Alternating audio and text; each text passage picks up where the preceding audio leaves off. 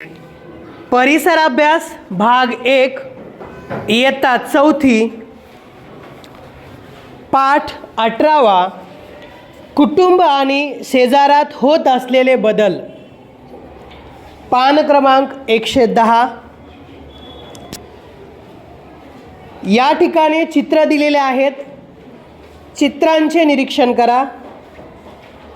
सन 1950, सन 1970, सन 1990, आज।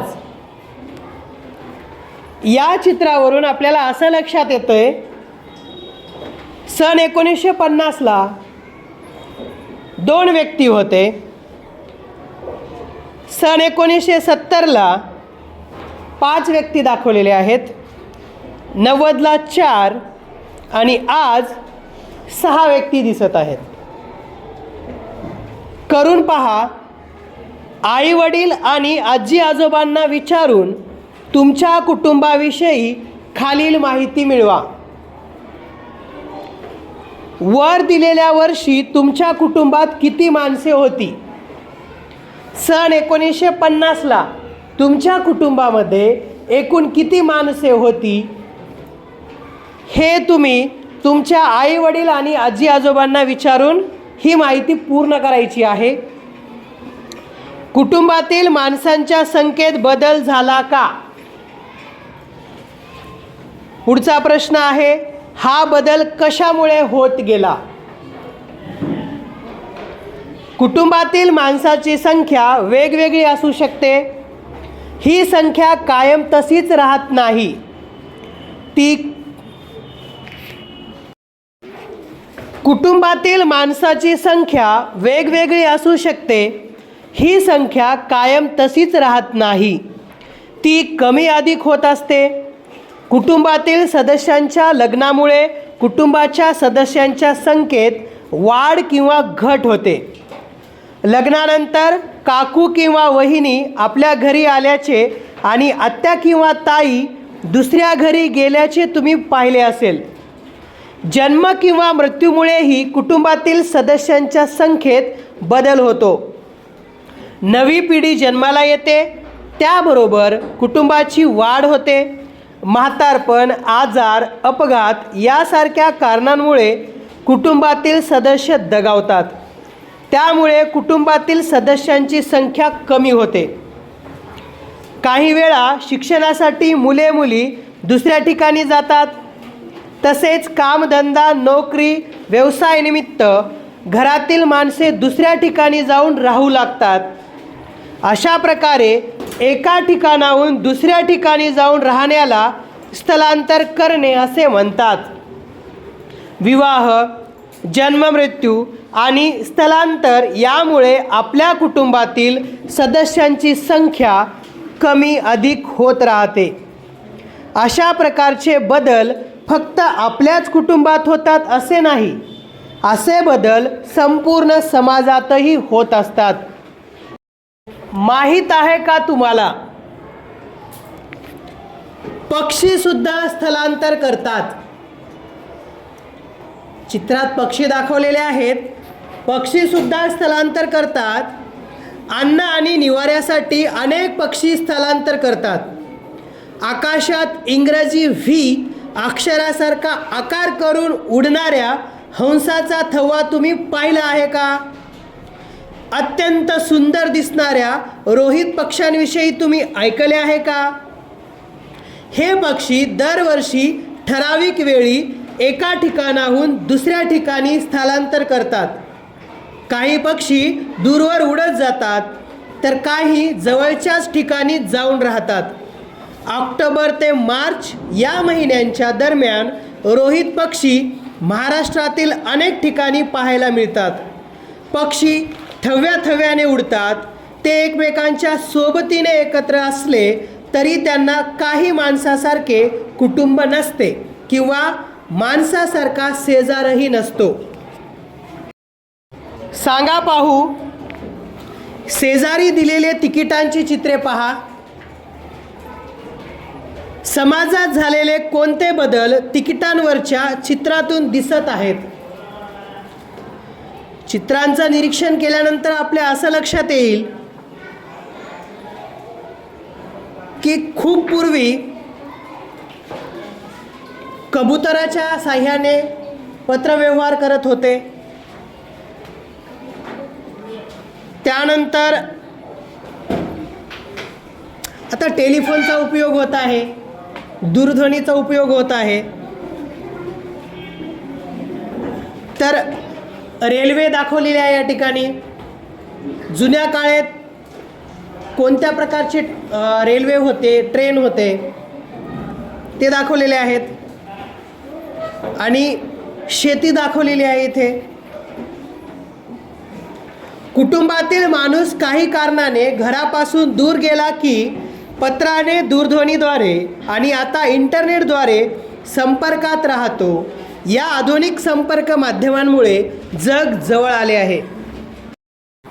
जुन्या काळापासून आत्तापर्यंत कुटुंबाच्या स्वरूपात खूप बदल झाले आहेत. शेतीतून स्वतःची उपजीविका करणारा माणूस हा एका जागी स्थिरावला होता. शेतीच्या कामासाठी खूप माणसे लागत. त्यामुळे नात्यागोत्यातील अनेक जण एकत्र राहत. या सगळ्यांचे मिळून मोठे कुटुंब बनत असे. कुटुंबातील माणसाची संख्या जशी वाढली तसतसे फक्त शेती करून कुटुंबातील सर्वांचे पोट भरेनासे झाले. व्यापार आणि नवनवीन उद्योगधंदे यांचा विकास होत गेला. शहरे वाढू लागली. पोटापाण्यासाठी माणूस जिथे कामधंदा मिळेल तिथे जाऊन राहू लागला. मोठी कुटुंबे विखुरली गेली. त्यामुळे कुटुंबे छोटी झाली. गेल्या काही वर्षात शिक्षण आणि नोकरी व्यवसायाच्या निमित्ताने दुसऱ्या राज्यात आणि परदेशात जाण्याचे प्रमाणही खूप वाढले आहे. काही वेळा कुटुंबातील एखादी व्यक्ती परदेशात असते तर एखादी व्यक्ती आपल्याच देशातील दुसऱ्या शहरात असते. त्यामुळे कुटुंबही बदलत आहे. अशा बदलणाऱ्या कुटुंबाप्रमाणेच शेजारही बदलत जातो. करून पहा, तुमच्या शेजारी राहणाऱ्या कोणत्याही 3 कुटुंबाची खालील माहिती गोळा करा. त्यांचे मूळ गाव कोणते, त्या गावातून आत्ताच्या ठिकाणी त्यांचे कुटुंब कधी आणि कसे आले, पुढे येथे त्यांनी कोणकोणते बदल पाहिले, ही माहिती तुम्हाला गोळा करायची आहे. कामधंदा, नोकरी, व्यवसायानिमित्त किंवा शिक्षणासाठी माणूस स्थलांतर करतो. स्थलांतरामुळे आपल्याला आपल्या देशातील विविधतेचे दर्शन होते. वेगळे सणवार, वेगळे खाद्यपदार्थ, वेगळ्या चालीरीती यांच्याशी ओळख होते. तरीही सारी माणसे माणूस म्हणून एकच आहेत हेही कळते. माहीत आहे का तुम्हाला, कामधंदा रोजगारासाठी काही जणांना वारंवार स्थलांतर करावे लागते. ऊस तोडणी करणारे कामगार किंवा बांधकाम करणारे कामगार असे अनेक जण जिथे काम मिळेल तिथे स्थलांतर करतात. अशा वारंवार स्थलांतर कराव्या लागणाऱ्या पालकांच्या मुलामुलींना परिसरातील शाळेत प्रवेश दिला जातो. सांगा पाहू, चित्रांचे निरीक्षण करा.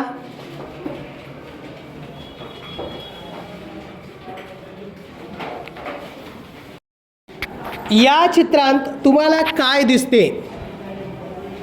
पुढचा प्रश्न आहे, तुम्ही आणि तुमच्या शेजाऱ्यांमध्ये कोणत्या गोष्टींची देवाणघेवाण होते?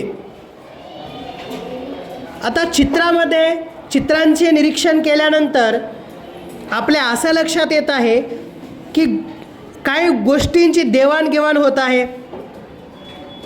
गप्पा मारत आहेत पहिल्या चित्रामध्ये, मुले खेळत आहेत. दुसऱ्या चित्रांमध्ये वस्तूंची देवाणघेवाण दाखवलेली आहे. तिसऱ्या चित्रामध्ये मुलगा शाळेला जातोय असं दाखवलेलं आहे.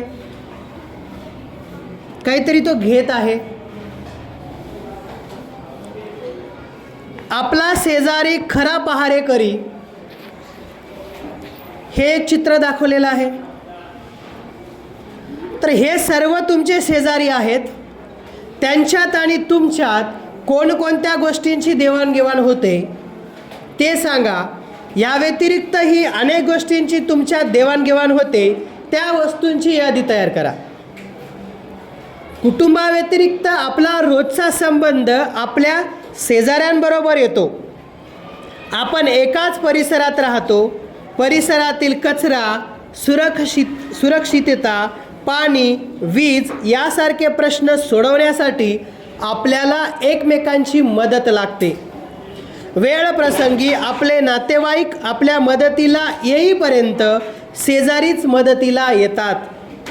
एकमेकांना केलेल्या मदतीमुळे आपले शेजाऱ्यांबरोबरचे संबंध सलोख्याचे होतात. सलोखा आणि मैत्रीपूर्ण संबंध यामुळे आपले समूह जीवन आनंददायी होते. आपण काय शिकलो? कुटुंबातील सदस्यांची संख्या एकसारखी राहत नाही. विवाह, जन्ममृत्यू आणि स्थलांतर यामुळे आपल्या कुटुंबातील सदस्यांची संख्या कमी अधिक होत राहते. स्थलांतरामुळे देशातील विविधतेशी ओळख होते. सणवार, खाद्यपदार्थ, चालीरीती यांच्यातील वेगळेपणा पाहायला मिळतो. आपल्या कुटुंबात जसे बदल होतात तसेच शेजार पाजारच्या कुटुंबातही बदल होत असतात. एकमेकांना केलेल्या मदतीमुळे आपले शेजाऱ्यांबरोबरचे संबंध सलोख्याचे होतात. सलोखा आणि मैत्रीपूर्ण संबंध यामुळे आपले समूह जीवन आनंददायी होते. परिसराभ्यास भाग 1 इयत्ता 4 पाठ 18 कुटुंब आणि शेजारात होत असलेले बदल या पाठाचे संपूर्ण स्वाध्याय आपण पाहूयात. प्रश्न पहिला अ. रिकाम्या जागी योग्य शब्द लिहा. 1. एका ठिकाणाहून दुसऱ्या ठिकाणी जाऊन राहण्याला टिंब म्हणतात. उत्तर. एका ठिकाणाहून दुसऱ्या ठिकाणी जाऊन राहण्याला स्थलांतर असे म्हणतात. 2. स्थलांतरामुळे आपल्याला आपल्या देशातील टिंबचे दर्शन होते. उत्तर. स्थलांतरामुळे आपल्याला आपल्या देशातील विविधतेचे दर्शन होते. प्रश्न आ. एका वाक्यात उत्तरे लिहा. 1. शेती करून कुटुंबातील सर्वांचे पोट भरेनासे का झाले? उत्तर. कुटुंबातील माणसांच्या वाढत्या संख्येमुळे फक्त शेती करून कुटुंबातील सर्वांचे पोट भरेनासे झाले. 2. माणूस स्थलांतर का करतो? उत्तर. कामधंदा, नोकरी, व्यवसाय किंवा शिक्षण या कारणांसाठी माणूस स्थलांतर करतो. पुढचा प्रश्न ई. कारणे द्या. 1. मोठी कुटुंबे विखुरली गेली. उत्तर. कुटुंबातील सदस्यांच्या वाढत्या संख्येमुळे फक्त शेतीवर सर्वांचे पोट भरण्यासे झाले. व्यापार, उद्योगधंदे वाढल्याने शहरे विकसित झाली. कामधंद्यासाठी माणसे शहरांमध्ये येऊ लागली, त्यामुळे मोठी कुटुंबे विखुरली गेली. 2. शेजाऱ्यांबरोबरचे संबंध सलोख्याचे होतात. उत्तर. शेजाऱ्यांबरोबर आपला रोजचा संबंध येतो. परिसरातील सुरक्षितता, पाणी, वीज, कचरा यासारखे प्रश्न सोडवण्यासाठी आपल्याला एकमेकांची मदत घ्यावी लागते. अशा रीतीने एकमेकांना केलेल्या मदतीमुळे आपले शेजाऱ्यांबरोबरचे संबंध सलोख्याचे होतात. उपक्रम. शेजारच्या 5 कुटुंबाची माहिती मिळवा. माझा शेजार या विषयावर 10 ओळी निबंध लिहा. पोस्टाच्या तिकिटांचा संग्रह करा. हे उपक्रम दिलेले आहेत, तर हे पूर्ण करा. संपूर्ण पाठाचे स्वाध्याय सुंदर अक्षरात लिहा आणि वाचन करा.